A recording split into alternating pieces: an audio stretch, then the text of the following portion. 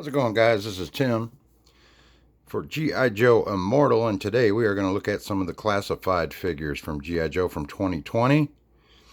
And first of all, this is where we started right here. We started with these 12-inch figures back in 1964. Started with those. This is my scuba diver here. I like that guy. Boop, boop, boop, boop, boop, boop. Anyways, that's a scuba diver. He was a 12-inch figure, and that came out in 1964.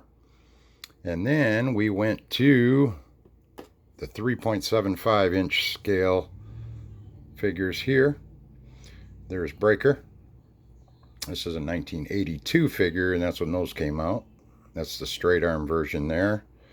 And then we went to these guys because we took a break and we went to a 5-inch figure to the there's the sergeant there, the guy who was frozen. That was very short-lived, and then right after that they went back to the regular figures, but they went with 4-inch figures instead later on. This is a new, more modern figure. This is Snake Eyes from I believe 2014. And of course all the vehicles kind of fit all of them, even the 12-inch figures. They had Jeeps and whatnot for those. And this is the Sky Striker here for that Snake Eyes figure, and that's from 2014, which leads us up to the 6-inch figures. And today we're going to take a look at Duke.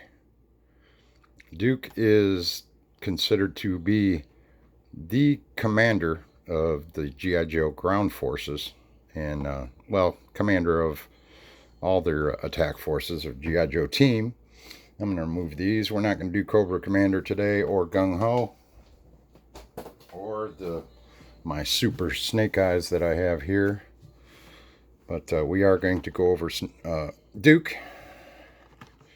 And I took him fresh out of the pack, and this is what we got. First of all, we're going to take a look at, let me see if I can focus this better here. Move this up so we can get a better look here. Okay, here's his pistol. This is his sidearm here. It's not really based on any real sidearm. It's got a little bit of a gold application on top. Looks kind of like a Beretta or a 9mm or something.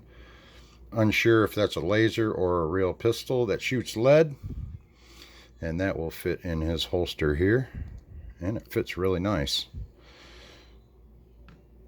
These are 6-inch figures. These are Duke's binoculars, which he would look into them here, and there's the lenses here. One's protruding here, and there's got a short one on this side, but these are set of binoculars. Not sure where those go yet. And then we have this. It's almost like an M4 style looking rifle, but I believe this is a laser rifle, so they're making it more futuristic. I like the design of the rifle, but I don't like the laser kind of thing, the futuristic kind of thing they're going for.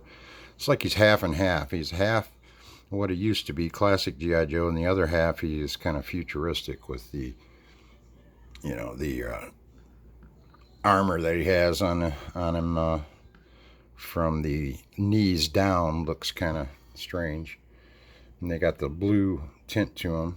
But other than that, I like the figure. I think it's a great head sculpt. But so far, we'll just take a look at the one last accessory he comes with, and that is his pack. And it's just a normal jungle army issue pack with your shovel, your 2 canteens on the side, and lots of pockets to carry whatnots in. Usually extra bullets, food, rations, things like that. Whatever you need, first aid kits, maps, whatever you need to carry. And that will tack onto his back just like the normal G.I. Joes of the past. And let's take a look at the figure. Now when I pick this up, it feels like it's really good hard rubber. It does have some give to it. I think they were in such a hurry to put these out that they were still warm, even after the paint applications. Because as you can see here, this leg looks a little in, and you can't really fix it. So I don't know what happened there. Maybe it's just I don't know. But it doesn't look to be perfectly formed. I mean, if you look at it back, it looks like his knees are kind of bow-legged. But the feel of the figure is good. The movement is good. The arms move really well. It's got a lot of good articulation. The margins move out. The hands move. I'm glad they don't go up and down like that. They used to drive me crazy. But yeah, they got a lot of good movement in the arms, so you should be able to pose them however you need to. The head moves good. Doesn't really move up and down all that much. A little bit can look down.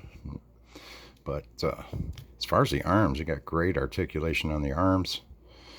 But it is pretty much the classic Duke look with the army cut, blonde hair, the rugged stone face that he has here. He is wearing his tan shirt. It does look like he has a flak vest under it, over the top of it, I mean. It is a button down. I wish they would have put a little more painting applications on here, but they didn't. But the vest has, looks like a really dark forest green around the collar. It looks like he does have a gold medal right there. He has a red markings on his shoulders and dark green on his upper biceps there. And then moving down, he's got his shirt sleeves rolled up, normal skin, wearing gloves with red highlights to them on the thumbs and knuckles. He has some kind of a wristband. I don't know what that is. It may be some kind of communicator. Then on the other side, he has an orange watch. And I mean, it's completely orange. Boy, I could really mod this out myself really good. Now he's got a top ammo belt here with some kind of a button in the middle. I don't know what that is. It could be some kind of electronic device there, but I don't know for sure. Just an ammo belt with several packs on there going all the way around. One, here's where it's supposed to connect. So I'm thinking that is some kind of an electronic device, maybe another way to communicate. But that's his shoulder sash belt, I guess you call it. And then he has a regular web belt here with a silver buckle, and you've got the regular ammo packs going all the way around. And then he's wearing these dark green pants, or actually they're kind of gray looking, grayish green. He's got his pistol holder is a wraparound thigh belt, and the pistol fits really good in there. It's not going to come out. I like that about it. And then he's got the regular big pockets on the pants, going down to some knee pads with some like kind of shiny gold surface here. And it's got the light blue like laser highlights like what's on his gun. It's the same paint that matches his gun, so I don't know what all that's about. That's the part I really don't care for. I wish they would have just went plain. Plain green would have been just fine. But there's his boots. He does have the black straps. The boots look really good. The feet do move forward and back, not side to side, which is good. And then we have this piece of armor. It does have a band going around the back here. Two of them, actually. And that is not removable, I don't believe. And this is not removable. Neither are the knee pads. Joints seem to move pretty good. The feet, and he does move at the ankles right here, which is kind of neat. Other than that, that is the Duke figure. You can see he does have his t-shirt on underneath. and just some regular pads. Really good looking figure. Now let's try and see if we can figure out where everything goes. Obviously he's got a hole in the back here for his pack.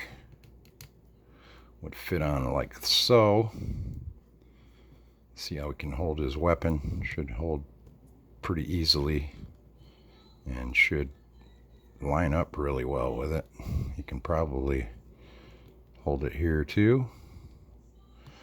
I mean, this is just how anyone would try to use one of these. Maybe this is his trigger finger here. Maybe he's lefty, but I don't know. They look kind of the same. But let's see if we can fit that in there. There we go. Looks pretty good. You should be able to turn his hand in.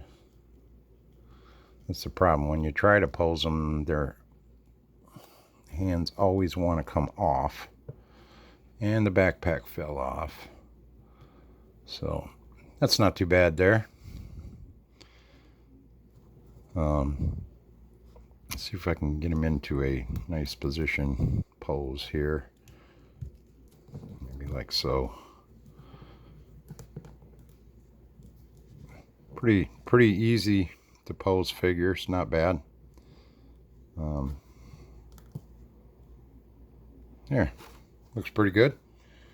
Now where this goes, I have no idea. There's got to be some kind of a special spot for him. It does have a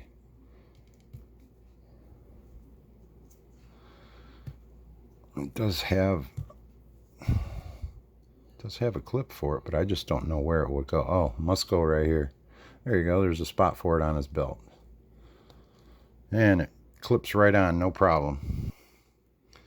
I like them to be able to carry all their equipment, which is always a nice thing. Then you don't lose anything.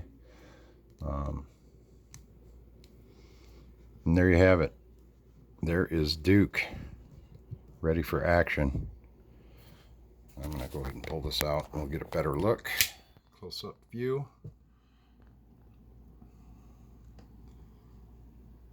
Looks pretty good, I must say. I'm pretty impressed by the figure for 20 bucks. That's not bad at all. And it's a 6-inch figure. A lot of good color to him. Some of the paint applications I got a question mark about. And the rifle is kind of bullshit if you ask me. But, you know, why didn't they just make it an M4? I get it. You don't want to have shooting weapons or whatever. But come on. This guy's fighting Cobra. They're a terrorist organization. He's not going to shoot a laser pointer at him. You know, I mean, that's just the way it is. I like the gloves, what they did with that. Just overall, I think it's a pretty good figure. I'm not really crazy about how they did the legs on this guy.